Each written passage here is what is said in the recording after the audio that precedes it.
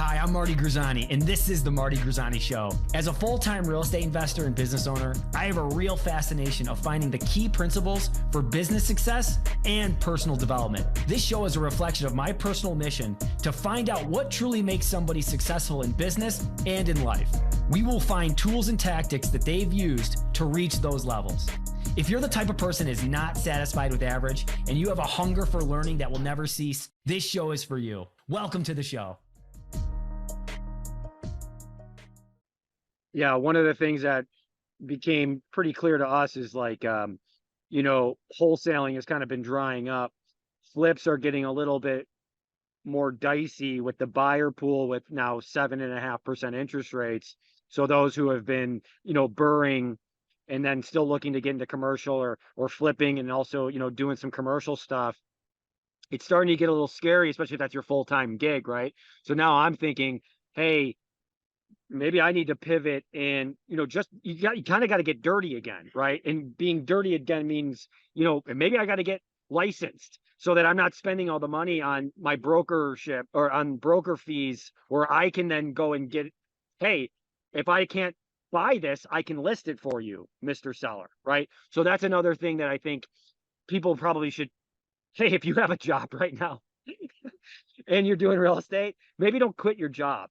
And keep that. Don't maybe jump right in, especially with the market the way it is and the 10-year yields the way they are, unless, like you said, unless it's a clear value add and you can turn it around very quickly and you have a tenant in place. Unless you don't have a value add play, it's an interest rate play. And if the interest rates the way they are, it is not a good play for us. And us is the majority of people. Exactly. Yeah. Yeah. Be patient. I don't think you want to, unload your ammo here or your bullets on a target quite yet. I don't think we've seen the wave of opportunities that are going to come. It's, stuff that are on the fringe that still have the fundamentals of being really good investments, but really aren't at a good cost basis, but they're not perfect. And we're not going to get stuff that's, just on a platter, a silver platter, and it's all buttoned down and everything's perfect. So we we don't want to stretch too far. So I'm just being prudent, and it's about leadership. It's about building in, the clarity around those priorities that we talked about in the beginning, and being clear. I'm still a proponent of that traction program, just understanding, what is that core strategy that you're going to allocate your resources to. And then I think that focus makes me feel a lot more grounded, because even if there's a lot of chaos around me, if I know we're driving in good opportunities and we're making those good improvements and we're driving that rent, and it's not, we're going to lose 20% of just inefficiency. People are going to make mistakes. We're going to, things are going to be disorganized. I mean, they're not major things on a legal or transactional side of things. It's more of just like you and I want. We want, the project built to perfection, acquired at perfection, the system to go acquire it to perfection. And that's not real. So I'm just trying to frame it and teach my leadership and my partners. It's like, let's look at what battles you really want to fight right now. And then what really matters, what's the war we're really trying to win. And we understand that now. We know exactly where we're trying to go as a team. So then it's easy to reframe everybody to stop getting so amped up about little issues and re-guide us back on this path to the thing that matters. Yeah. So for you, I know macro is important, but does that, I've talked to people and there's so much doom and gloom right now, I feel like, with what's going on in with the banking and everything. Do you look at that at all? Or is that just going to take away your energy from focusing on the day-to-day? Or is it something that is important?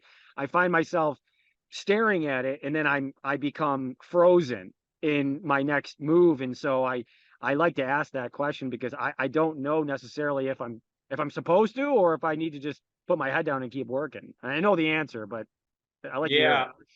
Well, no, I think there's a blend there, but I don't focus too much on the macro because, I'm not that big of a company, but to a degree, we play the game of adapting to the macro environment.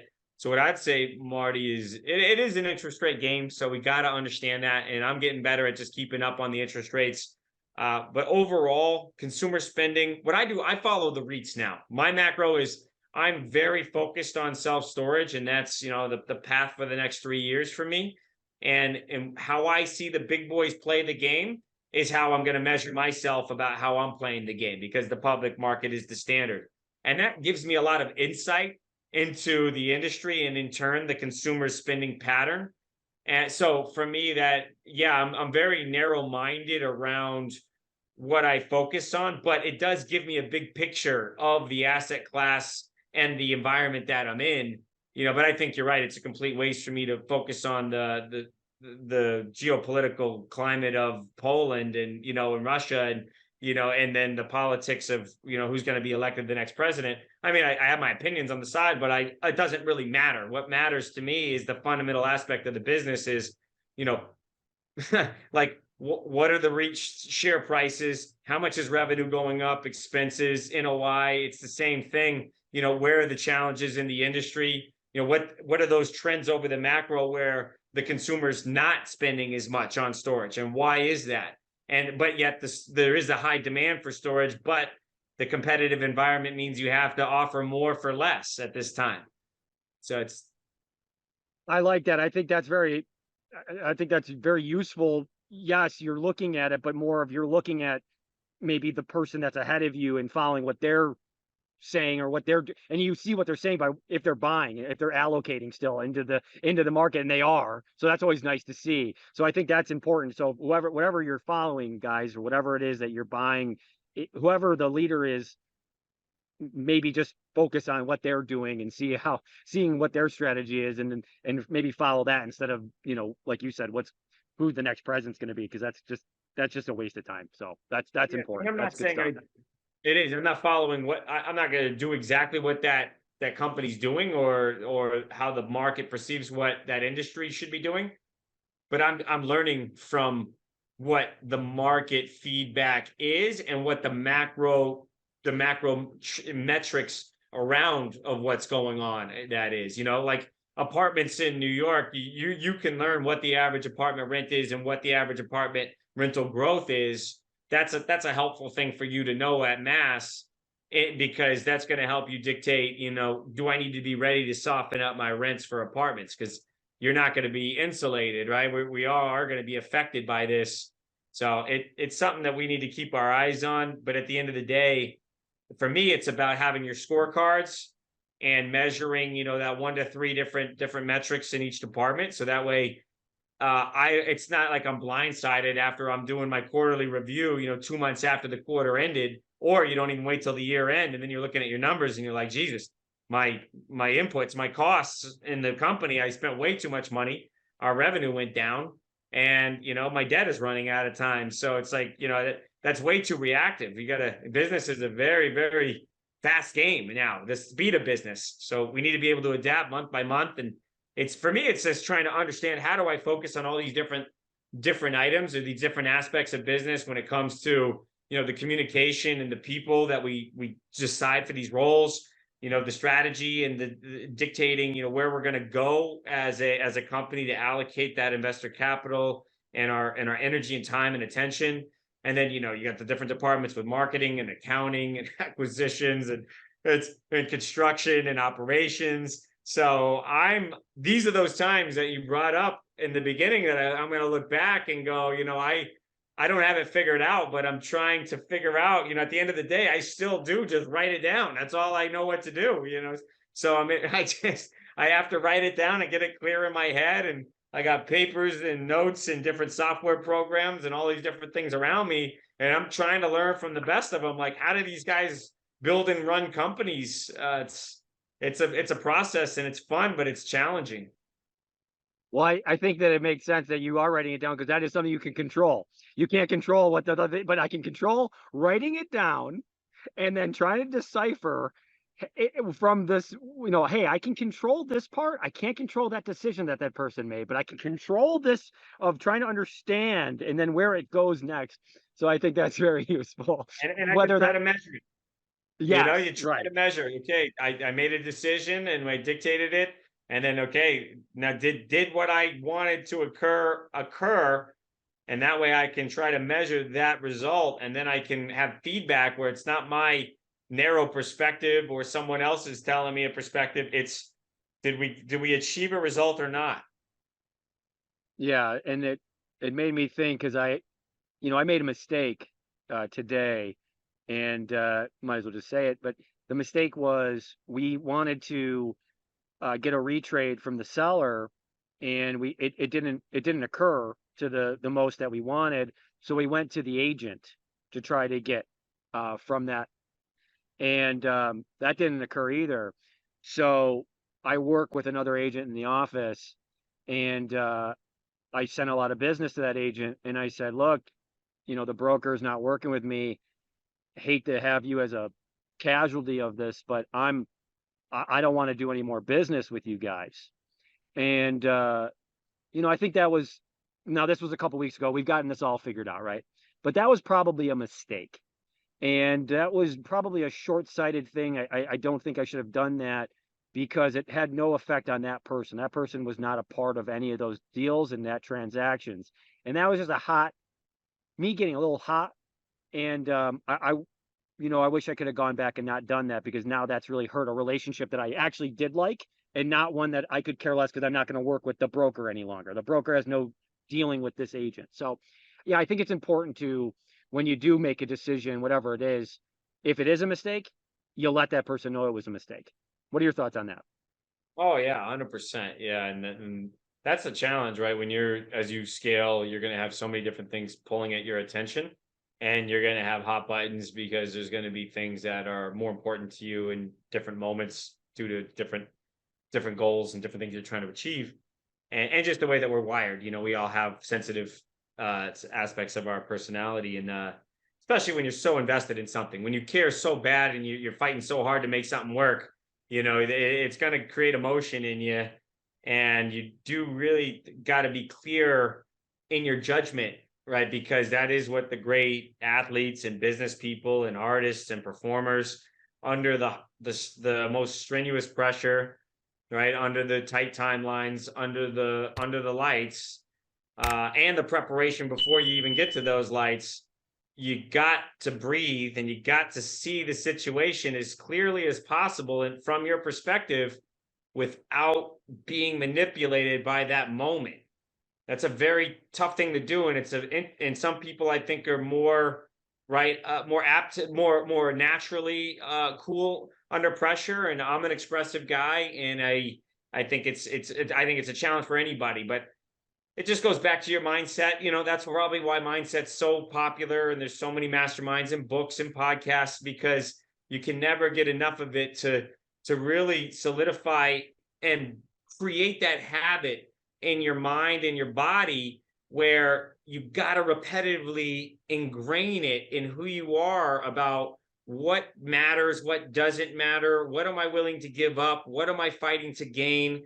That's the fun part to me, actually. That's the part where, because at the end of the day, and it's trite, but it's so true. We are 99% better than the whole entire world. Every single thing that we have so much wealth, so much abundance, so much health, so many opportunities. So we live in a fucking paradise. You know what I mean? So at the end of the day, if we reframe that and think to ourselves, the second I get too attached to some lifestyle or some status or some image or some success number, it really pulls me back when I see people that are in unfortunate situations, or people that live, in different environments globally, and, even just friends and family and people that are having health challenges. It's like, it's very hard, but it seems like this like hypnosis comes over us in this world of success, and this, especially with social media and what we feed in our minds and what we think about what we need to have in our life. And these things are so unimportant. I mean, yes, you got to pay the bills, but does it really matter if I get that deal after it's all said and done? After my grandparents passed away, it really reframed my mind about, they were here and then they're gone, and nothing significant happened in that process. It was, life is here and then life is gone. So it's like very clear to me that it doesn't matter. Like, yes, I'm going to get worked up. Yes, I feel that tension in my body. Yes, I can see, I do still react poorly to certain people because I want to get things done and I have a high standard. But at the end of the day, who am I being? How does this really play out over the entire scenario of my business and who I am as a leader? And what I notice is just doing the silly little sparring that I do and going to some of these gyms that I go to with these fighters is things move so fucking fast in real life when you're fighting. And when you can sit there and breathe and watch things happen, and I'm not good at it, so I don't know how to do this that well, but it's with anything. It's teaching me a lesson where that breath and that presence and that in your body and who you are in your mind and that pressure is so powerful, because you start seeing things that you never saw before because you were clouded by chemicals in your mind, the fear, right? The fear of loss, the fear of getting everything, just the fear of not understanding or knowing. So I think anytime, what I want to translate is not that I want to be a fighter or anything, but it's anytime you can put yourself in a really challenging situation, and not only, even if you make a fool of yourself or you pull it off, it doesn't matter. The lesson I think that you can learn as a leader and anyone as an individual is, how did I respond in that situation? And was I able to just stop for a minute and actually dictate what I'm doing or observe the situation and adapt, rather than just being in this hypnosis of reacting and being in my head and being in fear? And that's to me is just, that's like what meditation is. That's what everyone's trying to achieve with flow state. And that's where I want to get myself more and more often so I can be the best leader I can be. We're going to end it there, folks, because that is literally probably the best 4 or 5 minutes you're going to hear on the podcast. Honestly, that was it. I think that is all you really, if you can go back and listen to that, because that basically what Jeremiah said, and it was eloquent and fucking perfect, is years and years of brainwashing of mindset and breathing. And like when people talk about doing meditation, and when people talk about mindset, and when people talk about just constantly personal development, that is what we're all trying to do. Those last that last minute there is when something is happening to you, you're in control of your reaction. Even though you want to do something, seeing it 2 steps ahead if you did it or if you didn't do it, and what that would do. And if you just breathe instead, how much more powerful you can be in that reaction. I think that was perfect. Thanks, buddy. Yeah. That was awesome. That was awesome. Let's live it. Anyways, that was the show. And last thing, Jeremiah, and this is what I'm going to take from this show: be grateful. Everything else is going to be fine. You're going to be okay.